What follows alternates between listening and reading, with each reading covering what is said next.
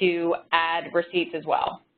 So I'm going to show you the Certify wallet. So if you click on More Items,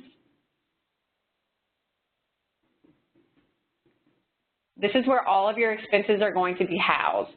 In the source column, you can see a credit card emblem for any expense that is deriving from credit card transactions that are made while you swipe. So those are entering in as they're being posted to the bank website, usually the day after the transaction settles. Additionally, if you added an out-of-pocket expense, which I'll also show you how to do, you would just be missing that credit card emblem in the source column. The receipts that you add to the wallet will also be housed in your wallet, and the receipt emblem is an indicator of that. As long as you'll see that there's a receipt here that's associated with this credit card transaction. As long as the radio dial at the very top of the screen is left on, where it says merge items, as long as this is in blue and left on, your receipts will match automatically to your credit card transactions if the transaction date and the amount match. So when you're uploading receipts, you need to make sure that those two fields are accurately reflecting what's on the receipt, and then Certify will automatically match that to a credit card transaction for you. This icon to the top right, if you click on it, it's going to show you additional details for relating to those expenses, and you can always edit each of these if you'd like, whether that be the description, et cetera. So I'm going to go back to the home page.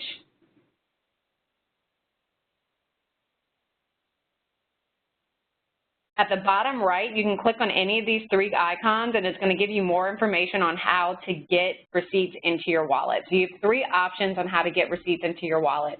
The first is via your mobile device, which I'll show you in a second. The second is any email that you send from your LHC group email to receipts@certify.com are going to automatically import to your Certify wallet. So if I took a picture of a receipt but didn't put it in the application, I could email it to receipts@certify.com, attach it to an email, and it would automatically appear in the wallet. There's a little bit of a delay, but only a minute or so. So that's an easy on-the-go way to add receipts to your wallet as well. Lastly, you can traditionally upload any JPEGs, PDFs that you've got saved on your computer that you've scanned in or received from a vendor. Browse for that on your computer and upload it to your wallet as well. So lots of options for you. I'm going to flip to the mobile device to show you how to use the Certify application. So once again, if you have a company-issued device, you should see the Certify mobile app that's right here in the middle appear on your mobile device at some point tomorrow. If you don't see that application, you can reach out to me. If you have a personal device, you're just going to download that directly from the App Store yourself. We do have some users that have been prompted for an LHC access token. It's not every user, so it's hard to tell you what to expect. But if you do get prompted for a token code, that code is LHC group with a capital L and no space. So if we click on the Certify mobile app, this is the page that appears once you're logged in. You can click on Add a Receipt at the top left.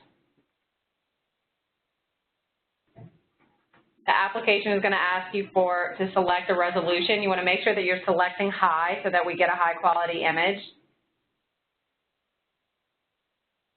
We'll take a picture of a receipt. If I'm good with the picture, I will select OK. And you'll see the green bar that's moving at the, oh goodness, what did I just do? 1 second, guys. I think I just messed this up.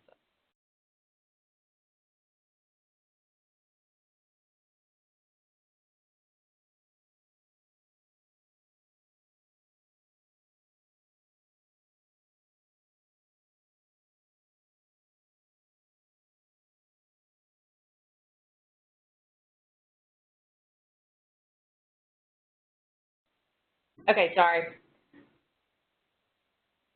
So once you're, oops, let me see. Hold on, let me add the receipt again so y'all can see the steps that y'all missed. So if I take a picture of my receipt, select OK,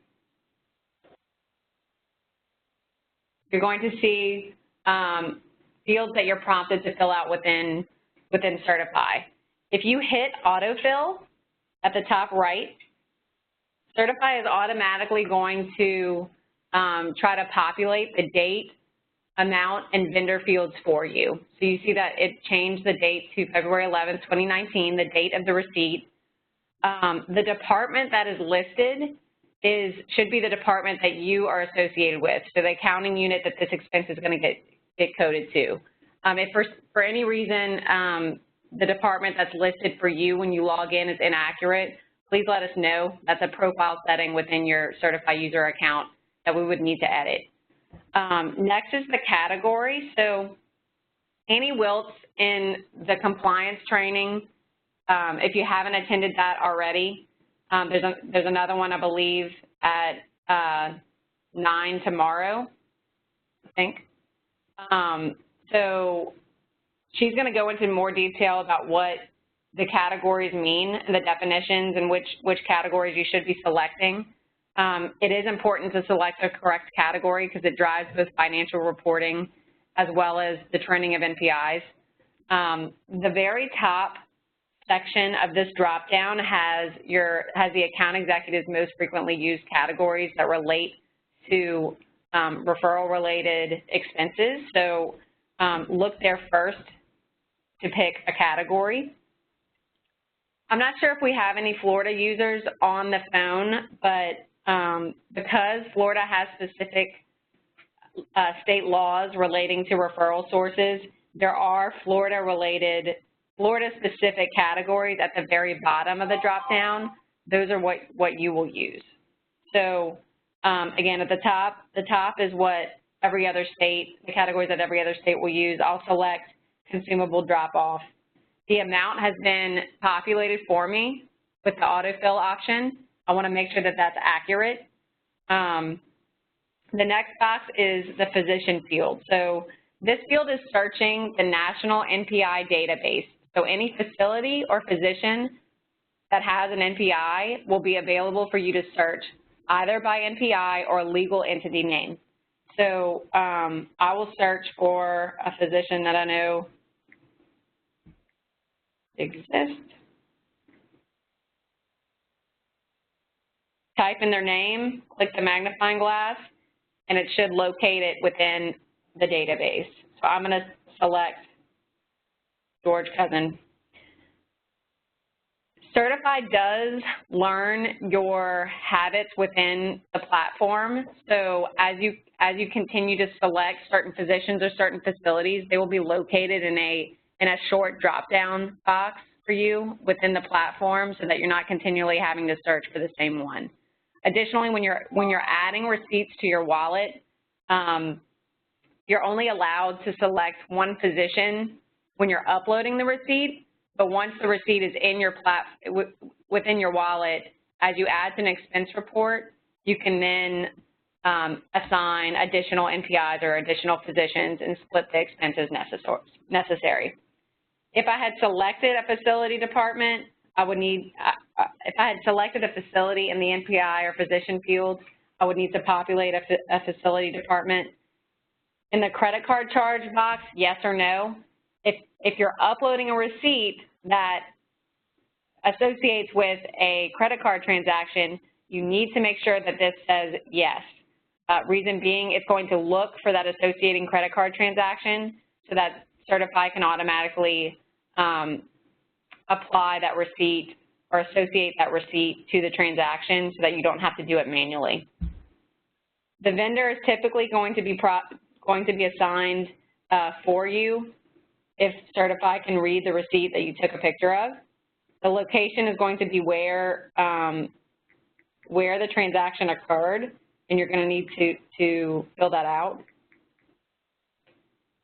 The reason needs to be a description of the reason as to why you're incurring this expense, especially as it relates to NPIs or referral sources. Amy Wiltz, again, is going to go into more detail as to what an appropriate reason is, but I will put Appreciation Week cupcakes.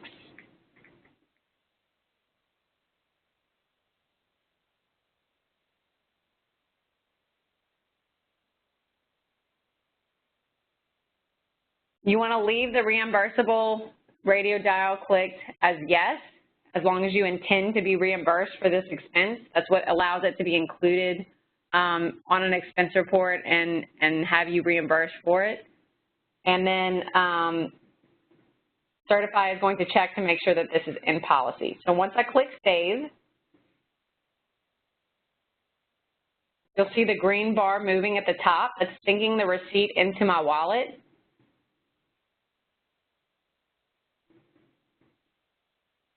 And then it's moved into my Receipts in Certify. When I click on Receipts in Certify, that section, you'll see that the receipt that we just added is there with the information that we populated. So this is an easy way to add receipts in as you incur charges so that you're not looking to manage all of those at the end of the month. We've gotten a lot of feedback for using this on the fly, and this is by far and away the best way to do that.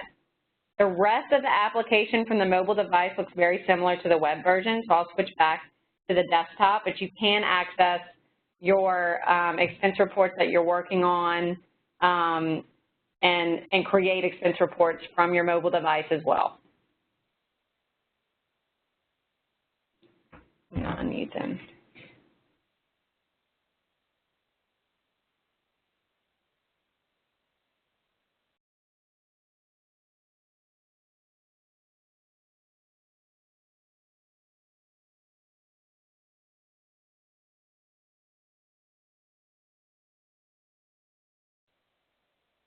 Everybody, we're gonna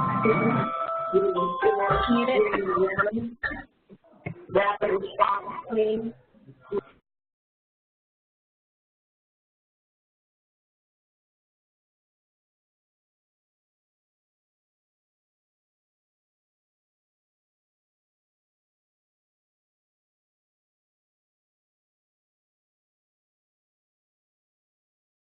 I don't know.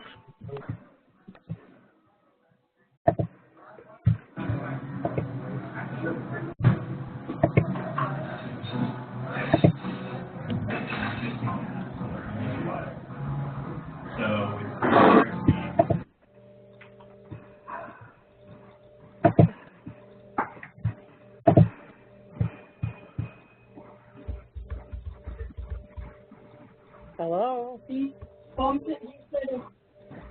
it over?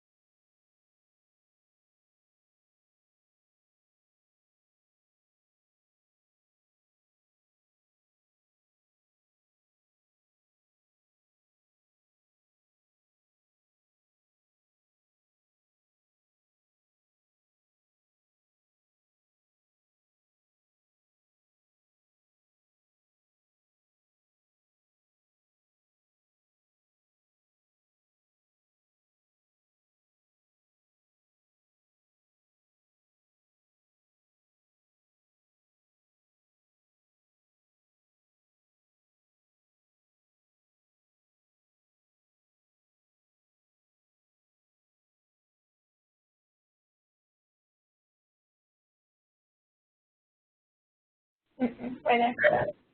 Okay. Can everybody hear me? We Sorry, muted all of your lines again, just so y'all know. Just ask questions in the chat if y'all have questions. Yes, please ask questions in the chat if you have any questions so we don't interrupt the entire group. I'm switching back to the desktop so that we can explain how to create an expense report. So from the home page in Certify, if you go back to your more items, you go into your Certify wallet,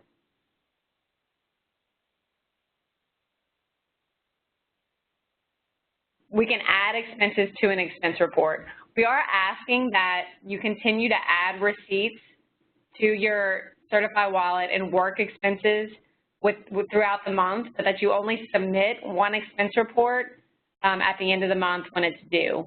The reason for that is because your approvers have multiple account executives that they're approving expense reports for, and each expense report that you submit, they will have to go through and approve. Secondly, accounting will have to go and review each of those expense reports, and then you will have to track which of those expense reports you're pending for reimbursement. So it's much easier if you continue to add expenses to an expense report that you work on throughout the month and then submit the one expense report to your manager. So if in the far left column, I can either add all expenses, or select all expenses that are in my Certify wallet, or just select expenses that I'm ready to add to an expense report. So if I select a few,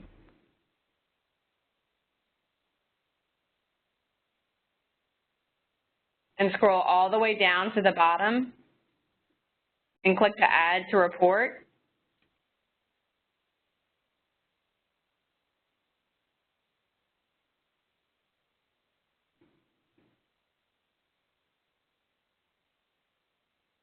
going to give me the option to either add these expenses to a new expense report or add these expenses to an existing expense report. So if I already had an expense report that I was working on, I would select this and then select the report that's in my draft. For the purposes of this demonstration, I'm just going to create a new expense report. You can title the expense report whatever you would like. So I'll put sales training 327. The dates are going to be populated for you based on the expenses that you select. You can add a description if you want, if this was relating to a specific sales trip, et cetera, and then click Next.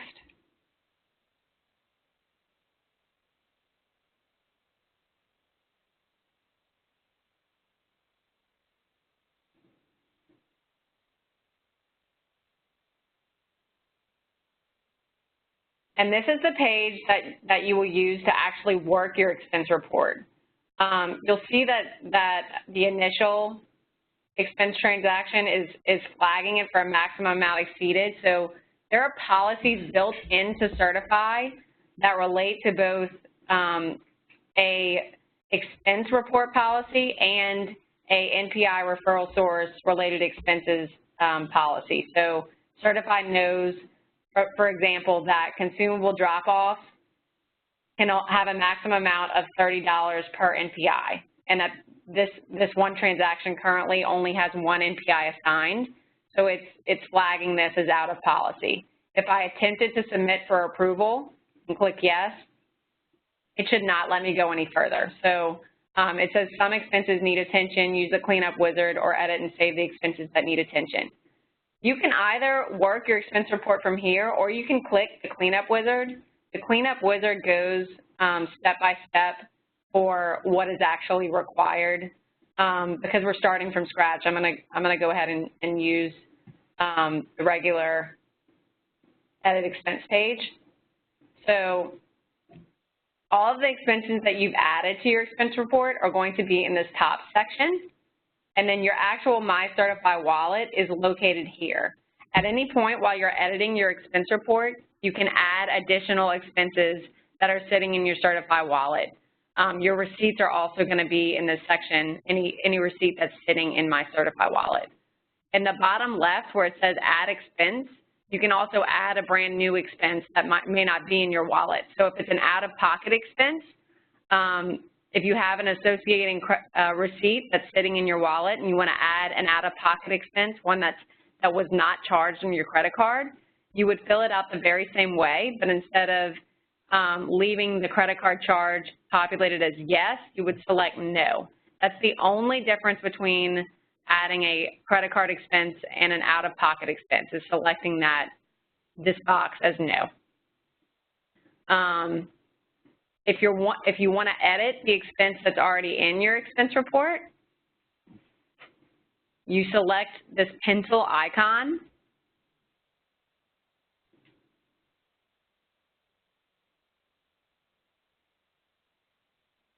And then this add expense section will turn into an edit expense section. So you can change all of the details relating to that expense down here. You can also add a receipt from this section as well. So it's showing me now that I have that expense selected to be edited. My Certify Wallet section is showing me all of the receipts that I have available to tie to this receipt, to this expense. So I'll just pick an associating receipt, click select, and it's going to attach that receipt to this expense when I click save.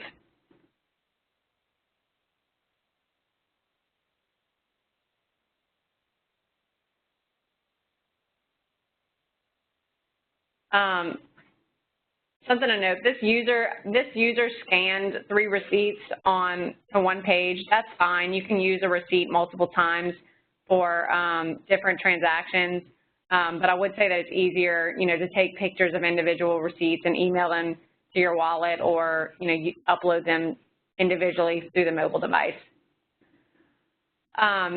If for some reason I decided at this point I was not ready to submit this expense with my expense report, when you click this arrow to the left for other actions, I can send this expense back to the wallet.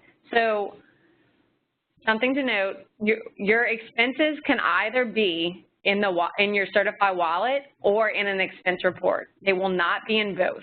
So once you've added an expense to an expense report, whether that is an expense report that you are currently working on and it's sitting in the draft section, or it's been submitted to your approval, or it's already been paid, it cannot also be in one of those expense reports and be in your wallet. Once it's on an expense report, it will not be in your wallet to select.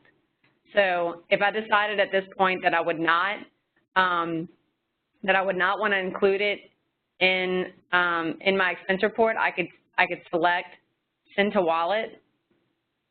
It would ask me to make sure that I want to do that. I would click yes.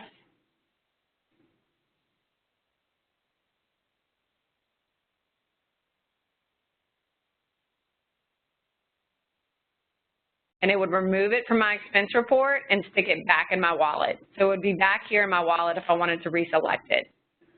So we can move forward with editing our expense report.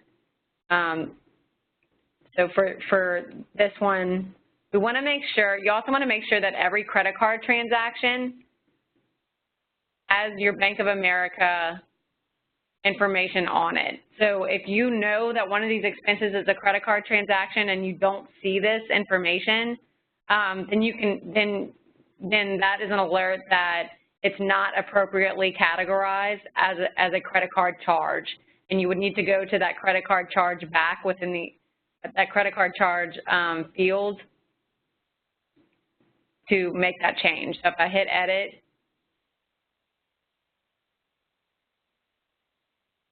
and if I didn't see that Bank of America information, credit card information, but I knew it was an expense that came from my credit card, I would need to make sure that this box was checked yes appropriately.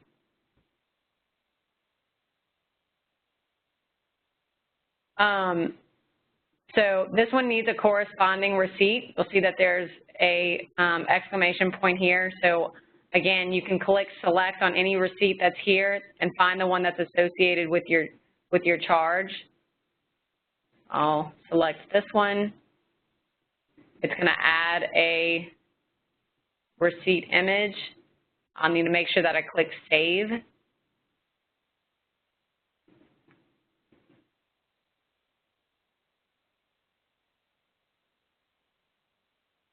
And then you'll see that a receipt image here has populated for this expense, and that now the expense item meets policy. The other thing that you could do with this section, that left arrow on the expense line, if you wanted to add a sign-in sheet, and Annie Wiltz will go into more detail as to what requires a sign-in sheet, but if you wanted to add a sign-in sheet for an expense line, you would click Add Image.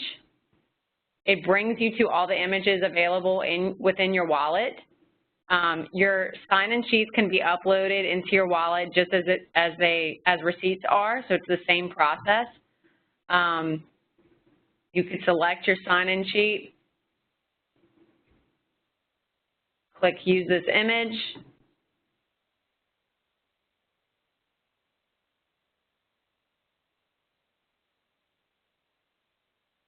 Certify will tell you that the image has been added, and you will see another line item that has been added beneath your expense transaction with a $0 amount. So that those $0 amount transactions that you see within your expense report is an indicator that it's just an image that's been attached for that expense.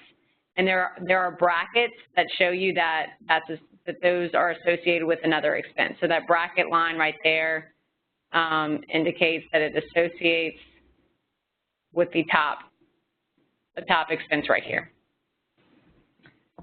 So if I keep going down, this one is also in policy because Certify knows that this meets, the $20.67 is under the $30 maximum for a consumable drop-off, so it's looking for anything that meets policy, and we'll edit this to make sure all of our information is populated. So a physician is required here.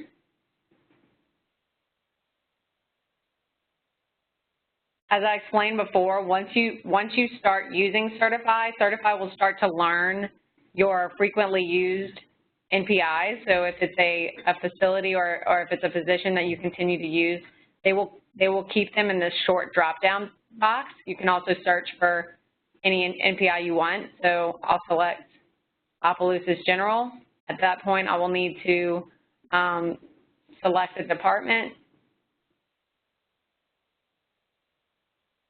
Everything else looks good. So one thing that Certify is doing today that we've asked them to correct, they're populating the reason fields with information about the purchase.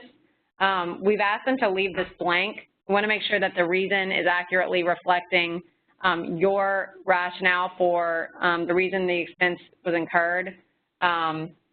So again,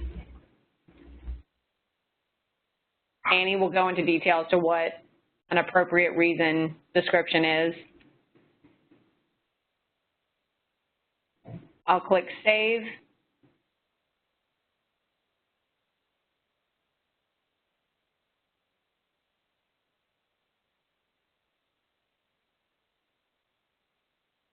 I saw a question just now that was, what if a doctor is not in the list? So the physician field is pulling from the NPI database. So if I go here, any physician or facility with an NPI is going to be searchable within this field. You do need to either be searching by the legal name or the NPI number. So as long as you have one of those two things, you should be able to find that individual within the NPI database. There's not a reason. I think previously y'all were having to request for specific physicians to be added to the search box, and that's no longer the case. It's searching the national database. And Annie in compliance has said to reach out to her if you, for some reason, cannot find a doctor. She uses the MPI number lookup.org to find the MPI numbers for these doctors, but everybody should be in there. Okay. Let's see if there are any other questions.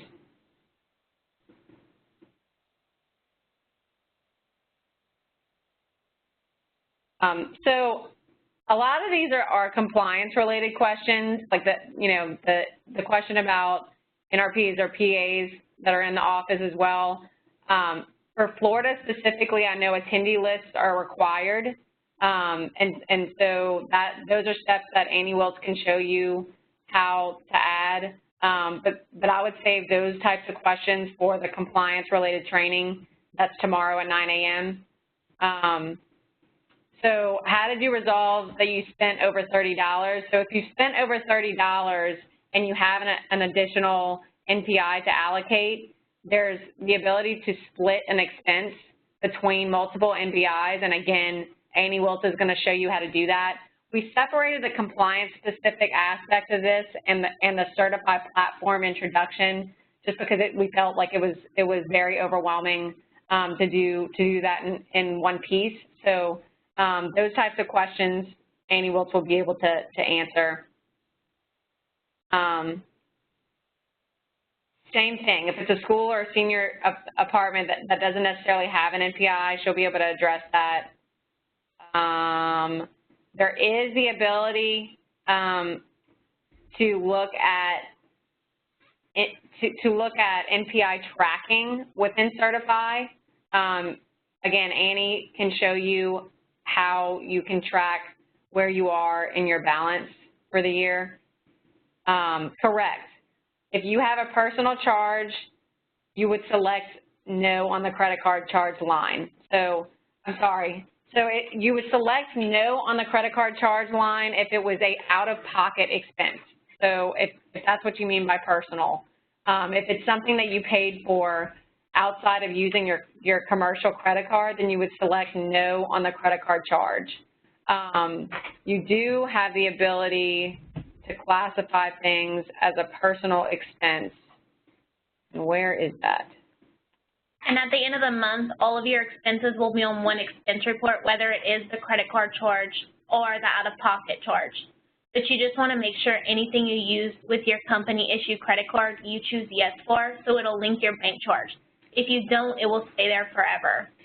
So if you have an expense that is personal, something that made it to your expense report that you need to categorize as no, like for example, any personal expense that wasn't a credit card charge should not be included on your expense report. If you have a credit card charge that was a personal charge, or you have a personal allocation from that charge, you can select a category as personal. So you'd be able to split the expense and allocate that specific piece of the charge as personal. That category is in the drop-down box that I'm showing currently. So Jeff, let me know if that answers your question. Okay, so let's see. I can go. I'm not seeing any other alerts for this expense report, so I'm going to go ahead and click Submit for Approval.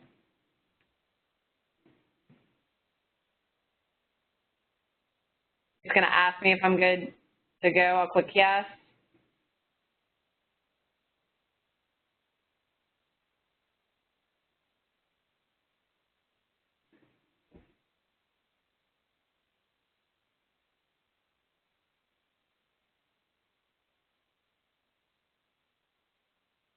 Oh, no, okay.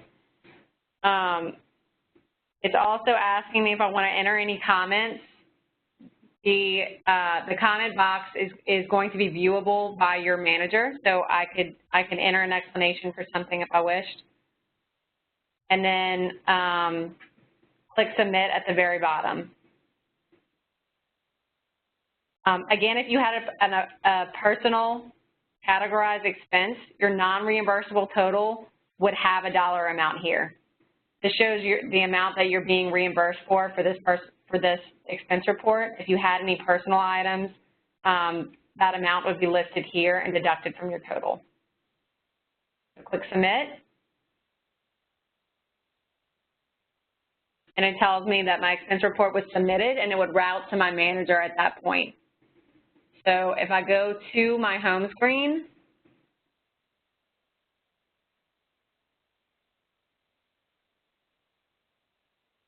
my expense report section will give you every expense report that you have submitted or that you're currently working on. So drafts are going to be any expense reports that you're working on. So you're going to work on that one expense report throughout the month and continue to add expenses to it. Once you submit your expense report for approval, so this is the expense report that we just worked on and submitted to our manager. It would move to the pending approval section. Once your manager approves, it'll move to the pending payment section, and then once it's paid for, it would move to the archive section. You can open up any of your expense reports, and it will show you at the top right the approval history. So we can see that it's pending with a manager. After the manager approves, it's going to move to the accounting role, and after the accounting role, it's going to be pulled by the AP team. Once the AP team processes the payment, your payment information is going to be included here in the summary section. So you'll actually have an ACH number or a check number here for you to be able to balance that back to what's being reimbursed to you. Also, something to note on the home page,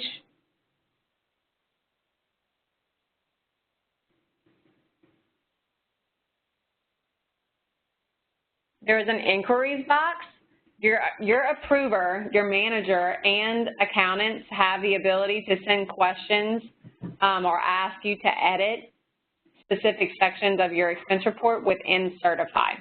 Something I haven't mentioned yet, Certify notifies you whenever anything happens specific to your account within Certify. So if you have a expense report that has been approved or paid, or if you have a new inquiry, then you will get an email directly from Certify. So you're not having to constantly log into Certify to understand what's going on.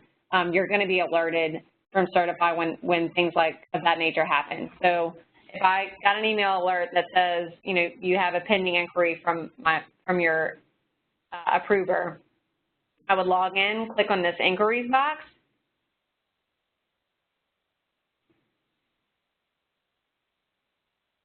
I would open up the expense report that's located here, and I would see the question or comment from my manager here. So the question is, can you change category to consumable drop-off? As long as your approver has selected the option to allow you to edit, that's something that's important for them to do. If they don't select that box, you're not going to be able to edit anything. And so if you have that issue, you need to make sure, reach out to your manager and let them know. It's not a problem with Certify. It's that your manager did not give you access to edit that expense report. So as long as the manager is giving me access to edit, then I can change whatever I want here. So I'll change it to consumable drop off.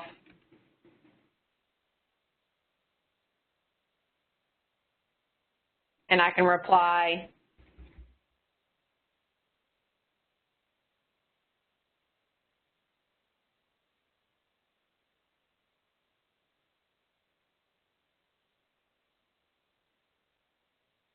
submit reply, and they will receive my response. My expense report will be updated, and it can continue on the approval process. Okay, let me look at some of these questions that have been asked and go through those.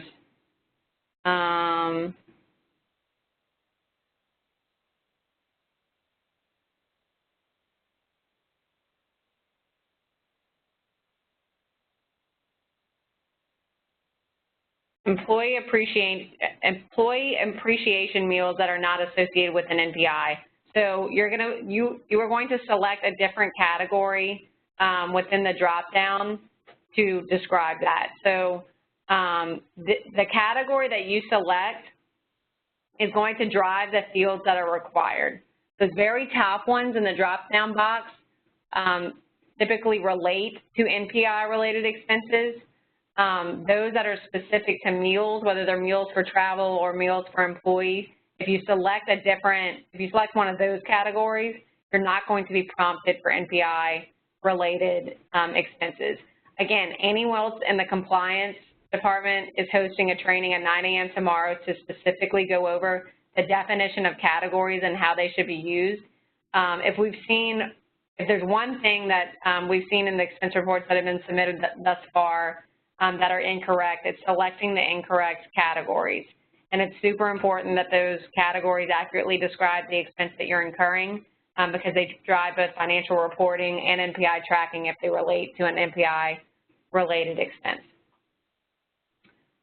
Are there any other questions relating to the Certify platform at this point? I'm gonna switch to a one-pager on Certify, the timeline for expense reports and timing for which go live relates to additional documentation that we have available.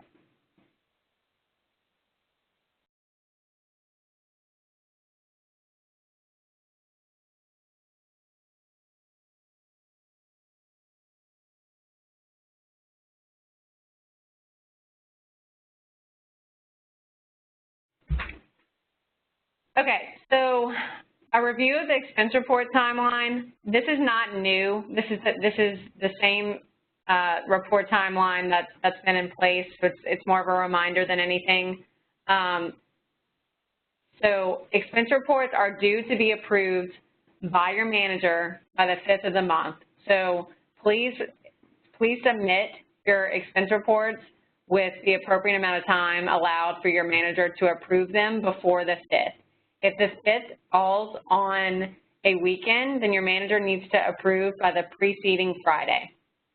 So this timeline hasn't changed. For the NPI allocation piece, I believe that because it was happening outside of the expense reporting platform, it was due at the 10th. And of course now, because we're allocating our NPI expenses within Certify, that is just by default also going to be due on the 5th.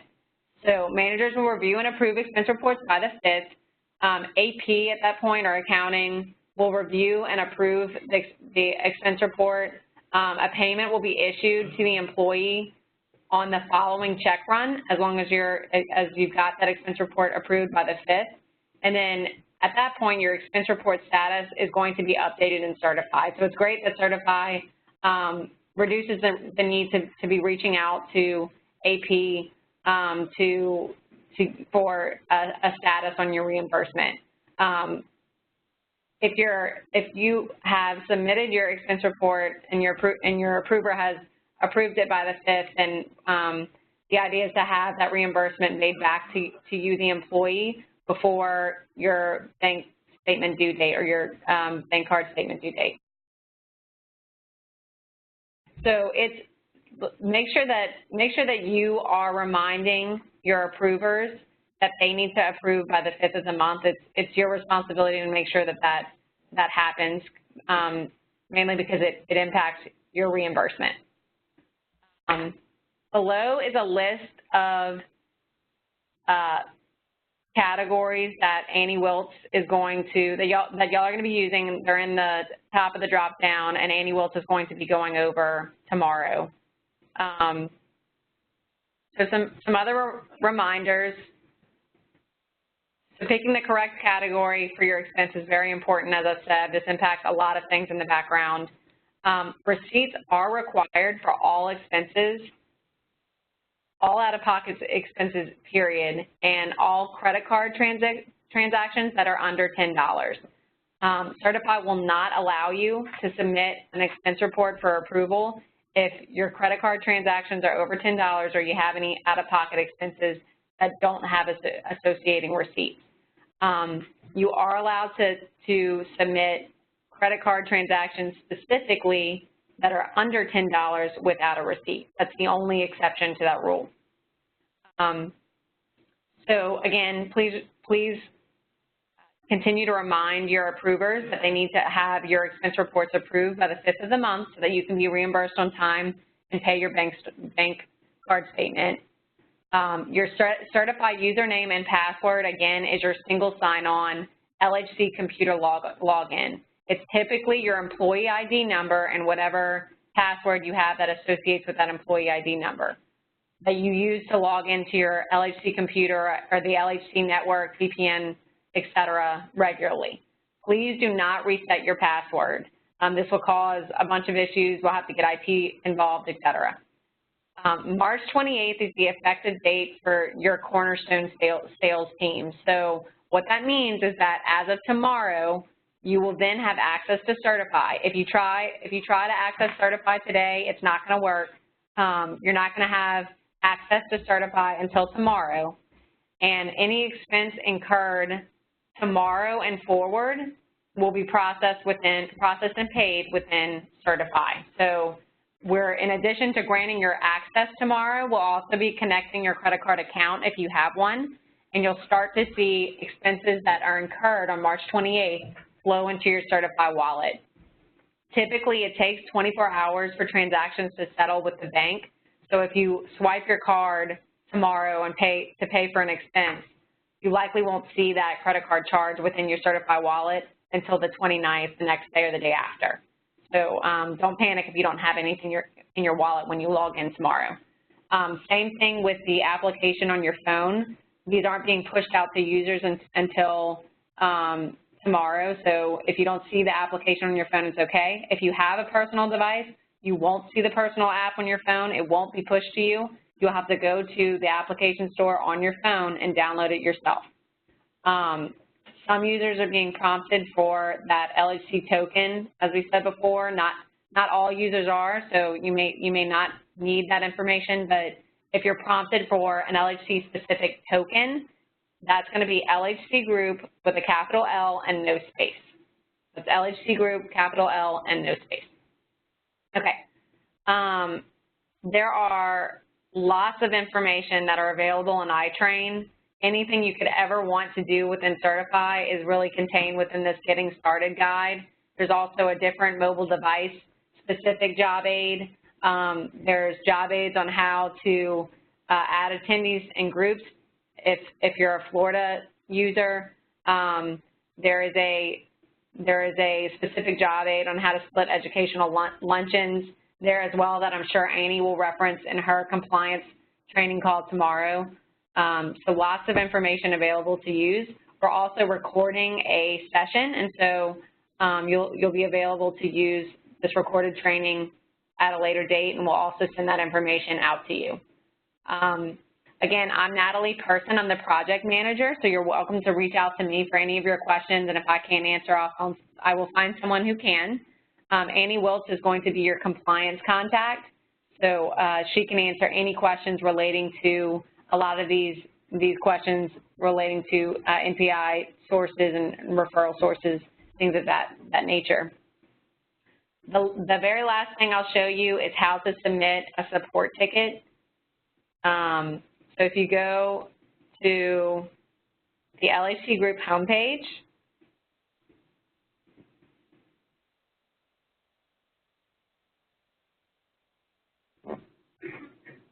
and scroll all the way to the bottom,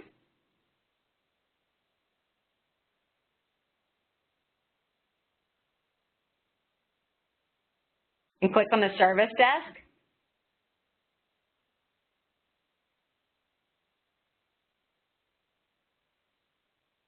We're working on getting a Certify link here, so you may see one there in the future, but for now you'll need to click on the full service desk site.